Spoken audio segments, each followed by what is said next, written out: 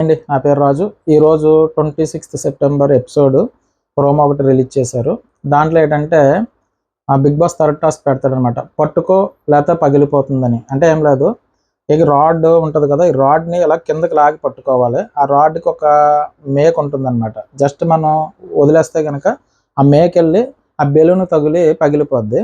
ఇది ఆ time limit వరకు వాళ్ళు హోల్డ్ చేసి పట్టుకోవాలి. అంటే శక్తి టీం నుంచి ఏమో పృథ్వీ వస్తాడు, తన టీం ఎవరు కాంతారా టీం నుంచి నబీల్ వస్తాడు. ఇద్దరు హోల్డ్ చేసి పట్టుకుంటారు. వీళ్ళు యాక్షన్ రూమ్లో జరుగుతుంది.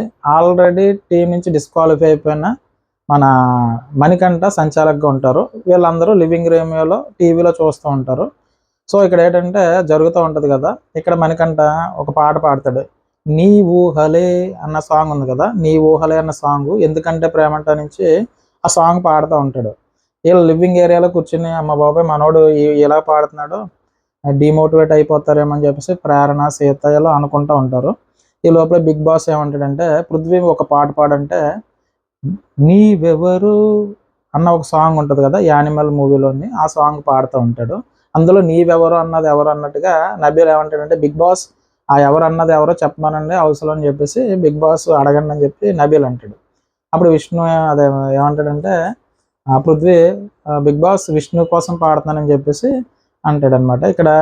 అక్కడ కూర్చొని లివింగ్ ఏరియాలో విష్ణుప్రియ కేరింతలు కొట్టేస్తూ ఉంటాం. నా కోసం పాడుతున్నాను, నా కోసం పాడుతున్నాను, నా కోసం పాడుతున్నాడని కేరింతలు కొడుతూ అలా చూస్తూ ఉంటుంది.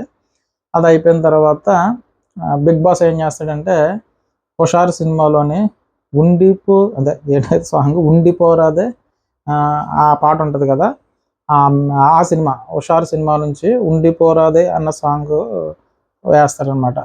సో ఇక్కడితో ఈ ఎపిసోడ్ ఎండ్ అవుతుంది. పూర్తి రివ్యూ ఈ నైట్ వచ్చిన ఎపిసోడ్ చూసి మళ్ళీ మాట్లాడుకుందాం.